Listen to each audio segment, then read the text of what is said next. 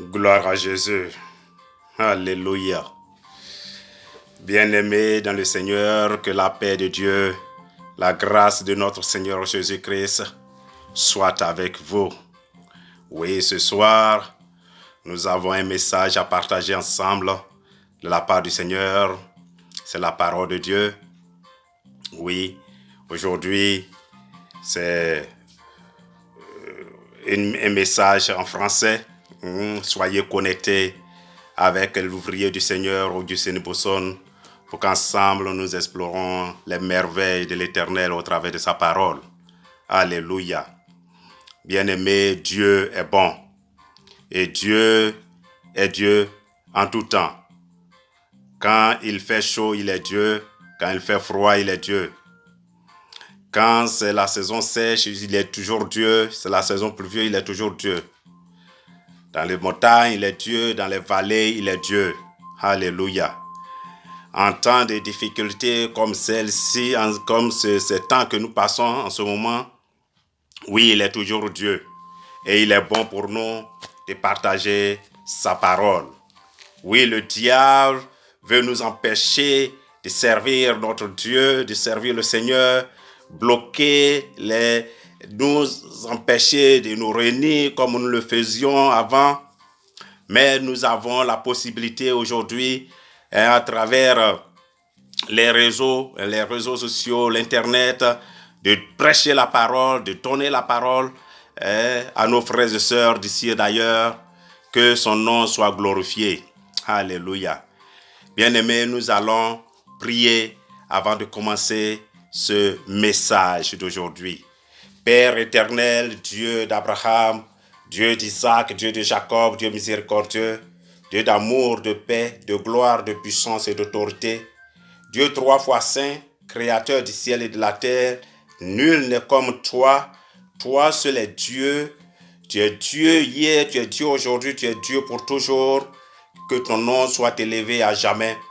Oui, nous venons devant ta face de gloire, en ligne avec les frères et sœurs d'ici et d'ailleurs, pour partager la parole de Dieu. Viens, mon Dieu, mon roi, investir les lignes.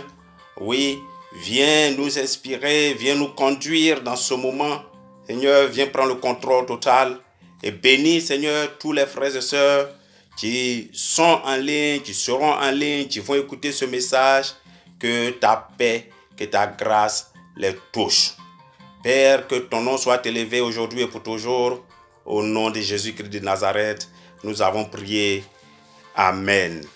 Bien-aimés, aujourd'hui, le thème que je vais traiter avec vous, c'est consulter Dieu. Alléluia. Consulter Dieu. Je prends un texte dans le livre de 1 Samuel 14, le verset 37. Il est écrit: et Saül consulta Dieu. Descendrai-je après les Philistins? Les livreras-tu entre mes mains, entre les mains d'Israël? Mais en ce moment, il ne lui donna point de réponse. Consulter Dieu, c'est chercher une réponse à une situation donnée avec le Seigneur. C'est chercher une réponse à une situation donnée avec le Seigneur. Bien-aimé, est-il nécessaire de consulter Dieu? Devons-nous consulter Dieu en toutes choses? Et comment pouvons-nous consulter ou comment devons-nous consulter Dieu? Alléluia. Bien-aimé, dans ce temps difficile, dans cette société moderne dans laquelle nous vivons, oui, il y a des moments où, véritablement, bien-aimé, tu ne sais pas à qui te confier. Tu ne sais pas où te tourner pour recevoir conseil. Et dans ces situations, certaines personnes préfèrent soit se tomber complètement dans l'isolation, dans la solitude, s'enfermer soi-même, parce qu'ils ne savent pas à qui s'ouvrir. Ils regardent leur situation, la situation qu'ils traversent, et ne peuvent pas en parler, ni à son père, ni au père, ni à la mère, ni à un frère, ni à sa femme. Et souvent, on se réfugie dans la drogue, dans l'alcool, dans n'importe quoi. En tant qu'enfants de Dieu, nous avons le chemin. Nous avons la solution. Alléluia. Et lorsque nous lisons la Bible, il est vraiment question, très souvent, les personnages bibliques, de consulter Dieu. Il est question de consulter Dieu. Pourquoi est-ce qu'il consultait Dieu? On consulte Dieu pour chercher sa direction. On consulte Dieu pour chercher la direction quand nous savons que nous n'avons plus de direction, quand nous ne savons pas où se tourner, à qui demander conseil. Quand la situation qui nous préoccupe est tellement grave ou tellement sérieuse que nous n'avons pas envie d'en parler à quelqu'un. À qui se confier? Vers qui se tourner? En tant qu'enfant de Dieu, notre premier réflexe, consulter Dieu. C'est pourquoi, bien-aimés, je voudrais faire ce message avec vous aujourd'hui. C'est un enseignement important. Soyez en ligne, connectez-vous. Et si tu écoutes ce message, que ça te fait du bien, partage-le pour que d'autres personnes aussi en bénéficient. Consulter Dieu, c'est chercher une réponse à une situation donnée. C'est chercher la direction de Dieu. Et dans la Bible, il y a des exemples. Je vais commencer ce message en vous donnant des exemples bibliques de personnages qui ont consulté Dieu. Alléluia. Et le premier exemple que je vais vous donner, c'est l'exemple de Rebecca. Rebecca, la femme d'Isaac. Elle consulta Dieu pour savoir ce qu'il en est de la grossesse qu'elle porte. Bien-aimés, nos mamans, nos femmes, nos sœurs, souvent on traverse des difficultés avec les grossesses qu'elles portent. Ce n'est pas facile. Et ici, c'était le cas de Rebecca. Il y a des grossesses qui font vraiment, qui créent beaucoup de problèmes aux femmes. Et là, Rebecca, quand nous lisons Genèse 25, verset 22, il est écrit ceci. Les enfants se heurtaient dans son sein. Et elle dit, s'il en est ainsi, pourquoi suis-je enceinte? Elle-même, elle se demande, je voudrais avoir des enfants. Maintenant, je suis enceinte. Voilà que les douleurs sont tellement terribles que je n'en peux plus. Et elle dit, s'il en est ainsi, pourquoi je suis enceinte? Et la parole continue pour dire, elle alla consulter Dieu. Alléluia. Elle alla consulter Dieu. Dans une telle situation, femme enceinte, avec des douleurs, de l'enfantement, alléluia, des douleurs de la grossesse, je voudrais dire, À qui devrait-elle s'adresser? À son mari, Isaac? À ses parents, qui d'ailleurs ne sont pas auprès d'elle? Non. Elle ne pouvait pas trouver de solution avec son mari, ni avec ses parents. Elle alla consulter Dieu. Et voici la réponse de Dieu. Et l'Éternel lui dit, 2 nations sont dans ton ventre, et 2 peuples se sépareront à partir de tes entrailles.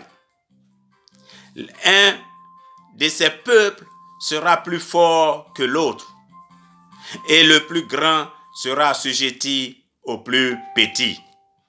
Voici la réponse que Dieu donne à Rebecca, qui va la rassurer, qui va la tranquilliser, sachant désormais que dans son sein, dans son ventre, il y a 2 peuples. Il y a 2 nations qui vont naître. Alléluia. Dans son ventre. Et c'est tellement important, c'est tellement... Dieu donne ici déjà la direction. Alléluia. La direction pour ces enfants. L'avenir de ces enfants qui vont naître. Et là, voilà une réponse qui rassure. Une réponse qui donne satisfaction et qui l'encourage à supporter ces douleurs. Alléluia. Ces enfants qui se heurtent dans son sein. Donc, Rebecca, devant la situation de douleur, de la grossesse, elle alla consulter Dieu. Le premier exemple que je donne, c'est cela. Le deuxième exemple, nous pouvons citer les enfants d'Israël. Quand nous lisons dans Juges 1:1, il est écrit, après la mort de Josué, les enfants d'Israël consultèrent l'Éternel en disant, qui de nous montera le premier contre les Cananéens pour les attaquer? Alléluia. Bien-aimés, dans certaines situations, on s'interroge. Ici, voici les enfants d'Israël qui sont séparés de leur leader, Josué. Josué qui les a menés jusqu'à la terre promise, après la mort de Moïse. Et lui aussi vient de mourir. Et quand le leader du groupe meurt ainsi, souvent c'est le découragement, c'est la désolation, c'est la tristesse, on n'a plus de force. Et dans ces situations, les enfants d'Israël se tournent vers Dieu pour consulter Dieu. Devant l'adversité, ils avaient à consulter Dieu. Et c'est ce qu'ils ont fait. La parole dit, après la mort de Jésus, les enfants d'Israël consultèrent l'Éternel. Et chaque fois qu'on consulte l'Éternel, il y a une réponse. Ou bien Dieu ne donne pas de réponse, ou il donne une réponse.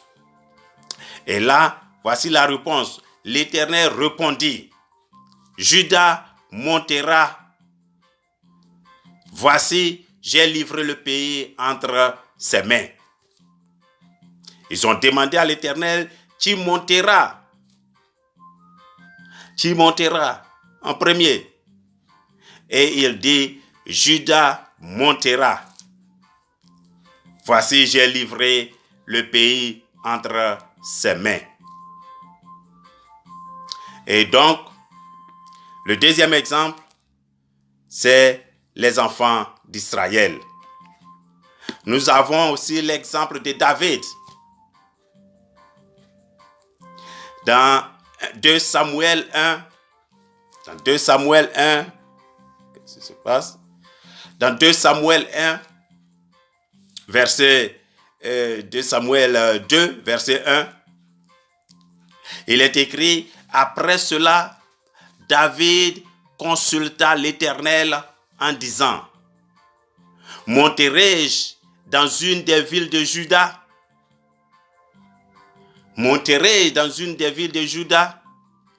Oui, quelquefois, bien aimé, on est véritablement en panne de décision. On ne sait pas quelle décision prendre. Dois-je rester dans cette ville? Dois-je changer un peu? Aller de l'autre côté du pays? Aller de l'autre côté de la planète? Aller de l'autre côté pour voir? Et David consulta Dieu.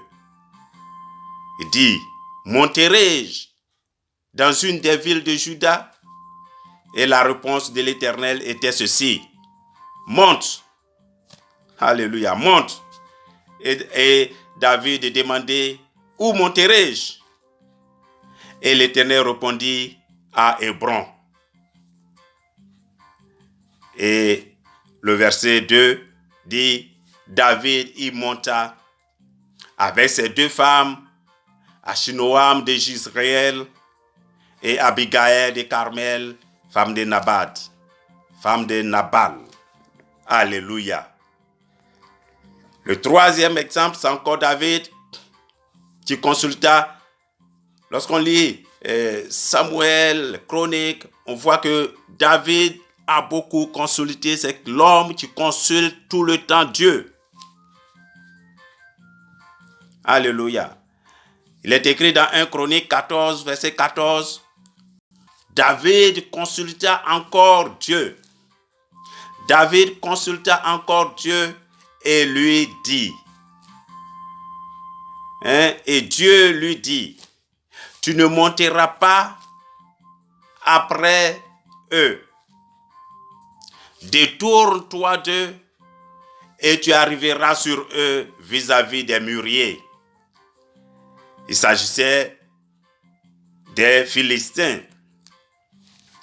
Les Philistins ont été toujours l'ennemi le plus coriace depuis que les enfants d'Israël sont arrivés à Canaan. Et donc, combattre les Philistins, David consulte Dieu. Et Dieu lui dit, cette fois-ci, tu ne monteras pas. Mais tu détourne-toi d'eux. Et tu arriveras sur eux vis-à-vis des mûriers. Voici, bien-aimés, quelques exemples. Je ne peux pas donner tous les exemples des personnes qui ont consulté Dieu. Il y a plusieurs exemples. Consulter Dieu, parce que c'était important. Et c'est toujours important de consulter Dieu. Et dans ce deuxième point de mon message aujourd'hui, c'est en fait comment, par quels moyens pouvons-nous consulter Dieu? Et là, ce premier point, c'est consulter Dieu par le moyen de la prière. Nous consultons Dieu par le moyen de la prière. C'est le cas d'Esdras. Je vais donner des exemples. Le cas d'Esdras, nous lisons dans le livre d'Esdras, au chapitre 8, verset 21, il est écrit, là, près du fleuve d'Ahava, je publiai un jeûne d'humiliation devant notre Dieu afin d'implorer de lui un heureux voyage pour nous, pour nos enfants et pour tout ce qui nous appartenait. Oui, il s'agissait du voyage retour de l'exil, des enfants d'Israël qui revenaient à Jérusalem. Alors Esdras consulta Dieu pour leur voyage, pour leur chemin, que Dieu les garde, les préserve de tout malheur. Car quand on lit la suite, on voit qu'Esdras dit qu'il n'a pas demandé au roi une escorte. Parce qu'ils lui ont dit que le Dieu qu'ils adorent les protégera en route. Et donc, il fallait publier un jeûne, des moments de prière pour consulter Dieu. Alléluia. L'autre exemple que je donne, consulter Dieu par la prière, c'est le cas de Daniel. Lorsque nous lisons dans Daniel 9, verset 3, Daniel 9, verset 3, il est écrit: je tournai ma face vers le Seigneur Dieu, afin de recourir à la prière et aux supplications, en jeûnant et en prenant le sac et la cendre, comme signe d'humiliation, pour chercher la direction de Dieu. Dans leur exil à Babylone, il fallait chercher la direction de Dieu. Comme je l'ai dit, on consulte Dieu pour chercher la direction, pour chercher une réponse à une situation donnée. Dans cette situation, Daniel avait besoin de consulter Dieu et dans la prière. Bien-aimé, toi qui m'écoutes aujourd'hui, toi qui écouteras ce message, oui, sache que Dieu répond. À tous ces exemples que j'ai donnés, ils ont eu des réponses quand ils ont consulté Dieu, l'intercesseur. Alléluia. Donc pour la situation que tu traverses, ce n'est pas au-delà de la possibilité de Dieu de voir ce que tu traverses et de donner la réponse que tu espères, que tu attends. Consulte ton Dieu dans la prière et il te répondra. Oui, il y a une chanson que les gens chantent maintenant que j'aime bien. Appelle-le, il te répondra. Jésus, le roi des rois, appelle-le, il te répondra. Alléluia. Donc, bien-aimé, c'est un thème assez important. Consulter Dieu. Là, David, dans les psaumes, on voit beaucoup cette expression. Il dit ici, par exemple, dans le psaume 27, verset 8, « Mon cœur dit de ta part, cherchez ma face. Je cherche ta face, ô Éternel. » Merveilleux ce verset. Quand je lis, j'ai commencé à méditer dessus. David décrit, « Mon cœur dit de la part de Dieu. Mon cœur me dit de chercher la face de l'Éternel. » Et il dit, je cherche la face de l'Éternel. Ô Éternel, je cherche ta face, parce que mon cœur me dit de chercher ta face. Alléluia. Bien-aimé, il est important de chercher la face de Dieu, de consulter Dieu dans nos situations, dans toute situation difficile que nous traversons, consultons Dieu. Le psaume 119, verset 10, dit aussi ceci, « Je te cherche de tout mon cœur, ne me laisse pas égarer loin de tes commandements. » Je te cherche de tout mon cœur. Alléluia. Cherche Dieu de tout ton cœur et il se laissera trouver. Comme le dit Jérémie 29. Alléluia. Cherche Dieu de tout ton cœur et il se laissera trouver. Alléluia.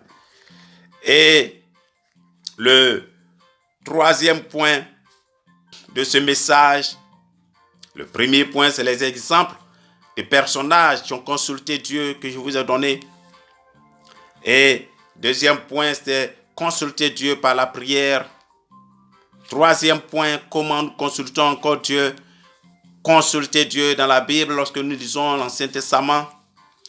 Consulter Dieu par le moyen des prophètes. Surtout au sujet des questions complexes, des questions difficiles, il faut consulter Dieu au moyen de ses serviteurs, au moyen de ses prophètes. Dans quel domaine? Dans tous les domaines. Dans tous les domaines. Dieu est omniscient, omnipotent, omniprésent. Dans tous les domaines, il faut que nous consultons Dieu.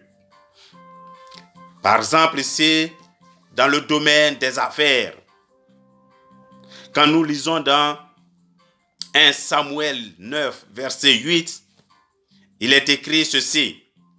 Le serviteur reprit la parole et dit à Saoul, voici, j'ai sur moi le quart d'un sicle d'argent. Je le donnerai à l'homme de Dieu et il nous indiquera notre chemin. De quoi s'agit-il ici? Il s'agit du roi Saoul qui, avant même qu'il ne soit établi roi, son père avait perdu ses ânesses. Les ânesses de son père s'étaient égarées et il allait chercher les ânesses de son père. Avec lui, son serviteur qui était à côté de lui. Et ils ont marché partout, ils ont cherché partout, ils n'ont pas trouvé. Et ils étaient sur le point même de retourner quand le serviteur de Saoul a dit, je crois qu'il y a un serviteur de Dieu dans les environs. Allons-y, le consulter. Peut-être qu'il nous montrera le chemin. Et Saoul l'a dit, mais nous n'avons rien dans nos mains pour donner à l'homme de Dieu que nous allons consulter. Oui, bien-aimé, dans l'Ancien Testament, c'était un principe, c'est écrit.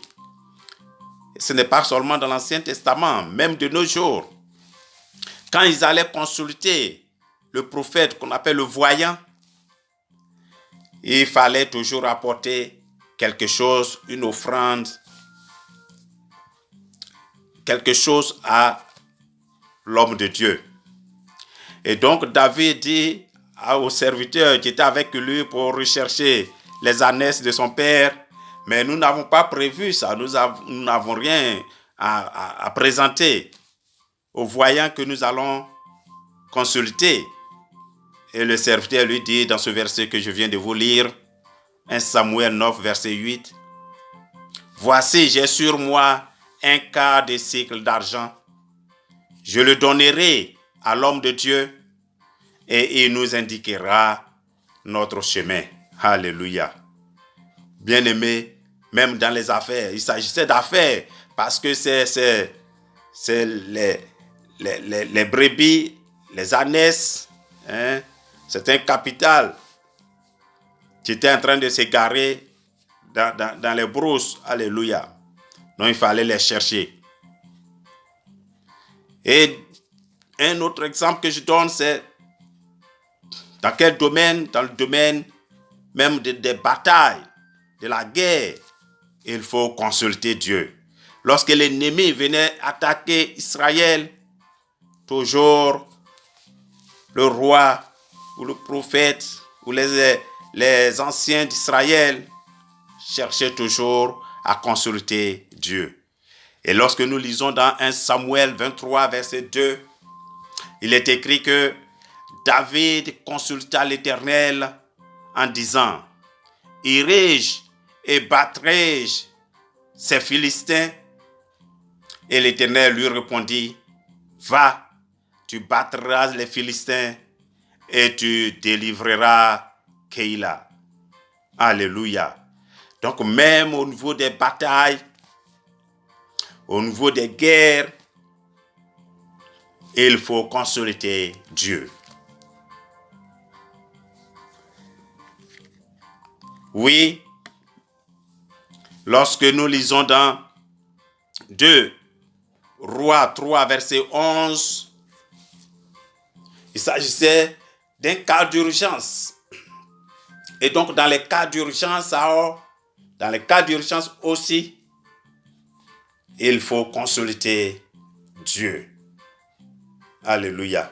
Très souvent, quand nous nous trouvons dans une situation d'urgence, on trouve que c'est tellement urgent, et on oublie le côté prière, côté consulter Dieu, et on fait les choses souvent dans la précipitation, et on échoue, ou on passe à côté. Alléluia. Ici, dans 2 Rois 3, verset 11, c'est écrit, « Mais Josaphat dit, n'y a-t-il pas ici aucun prophète de l'Éternel par qui nous puissions consulter l'Éternel? » L'un des serviteurs du roi d'Israël répondit, « Ici, il y a ici Élisée, fils de Shaphat, qui versait l'eau sur les mains d'Élie. » Alléluia. Bien-aimé, ici, le roi Joram d'Israël, du royaume du Nord, a appelé le roi de Juda, du royaume du Sud, pour lui dire, voici que Moab, le roi de Moab, s'est révolté contre nous. Viens que nous combattons ensemble. Et alors il a accepté, il est venu, accompagné aussi du roi d'Édom. La Bible dit ils ont marché pendant 7 jours. Et à la fin, ils ont commencé à manquer de tout, à manquer de l'eau pour eux-mêmes, pour les animaux qui étaient avec eux. Et le roi d'Israël dit, mais nous allons pour combattre et nous manquons de tout comme ça. Est-ce que l'Éternel n'est pas en train de nous livrer dans la main de nos ennemis de cette manière-là? Et le roi Josaphat dit, n'y a-t-il pas ici un prophète de l'Éternel pour que nous puissions consulter l'Éternel? Et son serviteur, les serviteurs du roi, l'un des serviteurs du roi dit, ici il y a Élisée. Bien-aimé, quand c'est urgent, il ne faut pas tomber dans la précipitation. Il faut prier. Il faut consulter aussi Dieu. Souvent, dans l'urgence, nous oublions l'importance. L'urgence, souvent, ne prime pas sur l'importance. Alléluia. Aussi, un autre point que je voulais souligner avec vous, bien-aimés, dans 2 Rois 22, verset 13, il est écrit ceci. C'est le roi qui parle ici.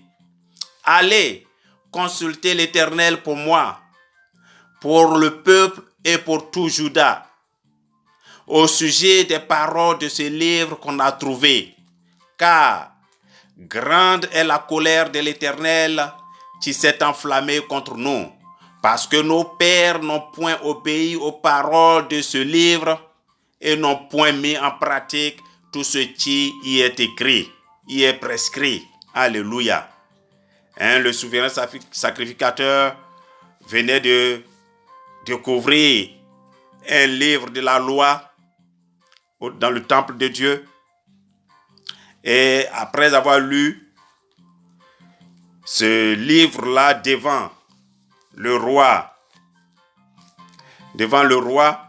Josias, il dit, il a déchiré du coup ses habits qu'il portait et il a demandé, allez consulter rapidement pour moi, pour tout le peuple, pour le peuple et pour tout Juda, allez consulter l'Éternel au sujet des paroles de ce livre. Donc, il faut consulter, bien-aimé, c'est le point que je vais souligner, pour comprendre aussi la signification des Écritures. Oui, le roi ne comprenait pas la signification des Écritures, ou ce qui venait d'être lu devant lui. Il trouve que leurs pères n'ont point obéi à cela. Ça paraît étrange. Cela existe et nos pères n'ont pas fait comme ça. Il ne comprend pas. Il fallait consulter l'homme de Dieu. Il fallait consulter l'Éternel. Alléluia. Et donc il a dit, allez consulter l'Éternel. Pour moi, pour le peuple et pour tout Juda. Pour que nous comprenions la parole qui est écrite dans ce livre. Alléluia.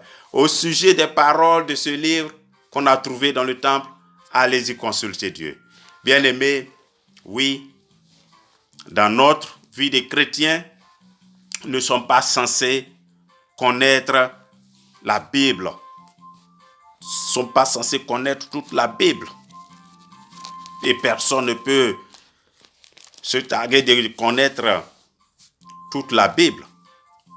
Et pour des questions souvent très difficiles à expliquer, il faut consulter. Il faut consulter ton serviteur de Dieu, il faut consulter ton pasteur, il faut consulter un serviteur de Dieu. Alléluia. Pour comprendre la signification des Écritures. Le roi lui-même a demandé ici qu'on parte consulter pour comprendre la signification de ce qui est écrit dans ce livre que le sacrificateur vient de trouver dans le temple. Alléluia.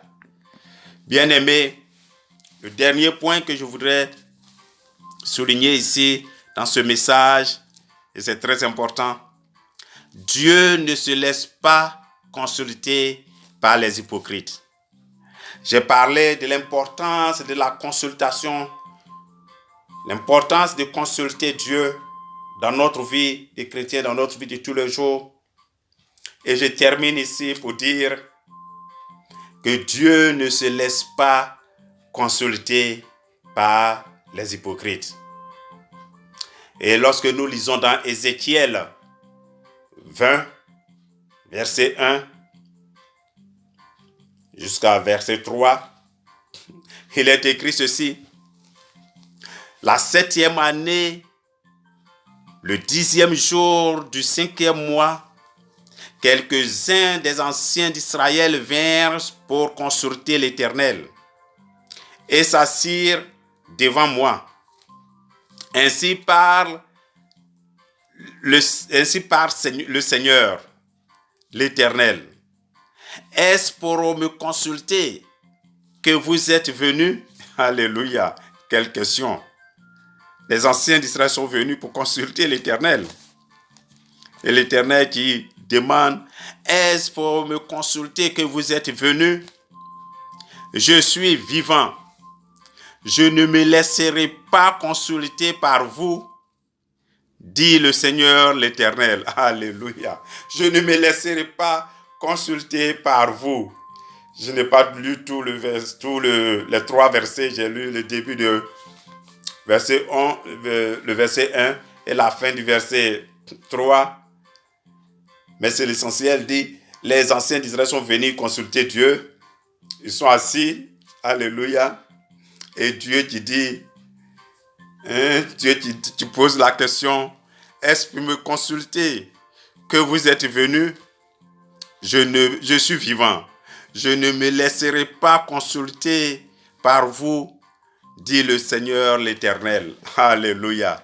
Dieu ne se laisse pas consulter par les hypocrites. Bien-aimés, faisons attention. Et souvent, c'est ça. on voit beaucoup de frères, beaucoup de sœurs dans l'église, les chrétiens qui, face aux difficultés qu'ils rencontrent, qui vont partout pour consulter. Ils vont partout pour consulter. Quand il y a une croisade ici, quand il y a une rencontre ici, une conférence ici, ils vont, moi je vais, peut-être que Dieu va voir mon problème à travers son serviteur et puis il va m'appeler sur le podium là-bas et puis il va prier pour moi. Et puis, mais souvent, ils vont et jamais le serviteur ne voit rien de leur situation. Oui, mais ils s'en vont consulter Dieu, comme il le dit, avec un cœur hypocrite. Dieu ne se laisse pas consulter. Le serviteur que tu vas voir avec un cœur hypocrite ne verra pas ton problème. Et tu vas dire, oh, ce serviteur-là, il n'est pas fort, il n'est pas puissant, il n'a pas vu, il ne voit pas, il n'a pas vu mon problème. Alléluia. Ce n'est pas lui qui voit. Dieu ne se laisse pas consulter par les cœurs hypocrites. Alléluia. Bien-aimé, deuxième exemple de la non-consultation de Dieu par des cœurs hypocrites. Nous lisons dans Ézéchiel 14, verset 7 à verset 8. Il est écrit ceci. Car tout homme de la maison d'Israël ou des étrangers séjournant en Israël qui s'est éloigné de moi, qui porte ses idoles dans son cœur et qui attache les regards sur ce qui l'a fait tomber dans son iniquité. S'il vient s'adresser au prophète pour me consulter par lui,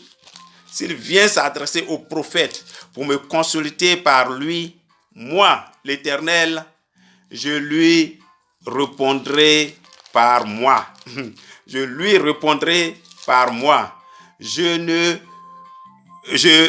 tournerai ma face contre cet homme. Je ferai de lui un signe et un sujet de sarcasme. Et je l'exterminerai du milieu de mon peuple. Et vous saurez que je suis l'Éternel. Alléluia. Alléluia. Et si tout homme de la maison d'Israël, que ce soit un étranger qui séjourne au milieu de vous, alléluia, qui porte ses idoles dans son cœur et qui attache ses regards, tout ce qu'il a fait tomber et qui vient me consulter au travers du prophète, ce ne sera pas possible. Alléluia.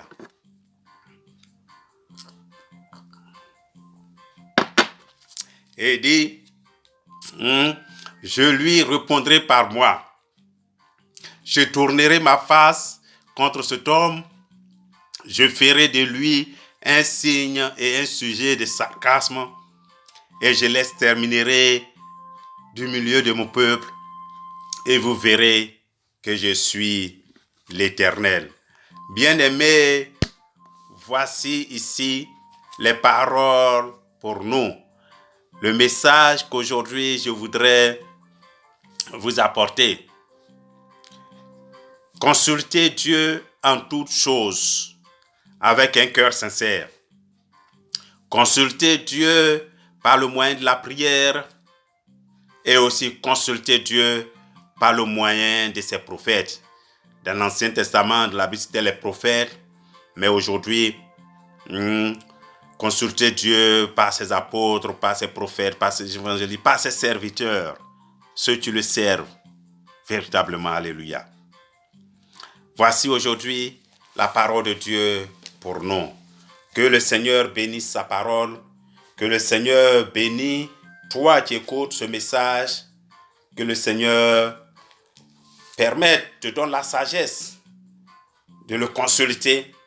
Et à toute fois que tu t'agenouilleras pour chercher la face de ton Dieu, le consulter dans n'importe quel domaine que ce soit, qu'il te donne une réponse. Que tu reçoives de Dieu une réponse claire et nette de ta préoccupation. Parce que nous voyons tous ces exemples que j'ai donnés ici, quand les gens ont consulté Dieu, ils ont reçu une réponse de la part de Dieu. Que Dieu vous bénisse, que Dieu vous garde, et nous nous retrouvons encore en ligne cette semaine encore. Demain, je donnerai encore un message, et cette fois-ci en allemand, et nous nous retrouverons après-demain, mercredi, pour un message encore en français. Que le nom de Dieu soit glorifié, que la main du Seigneur soit sur vous et votre famille, au nom de Jésus-Christ de Nazareth. Amen.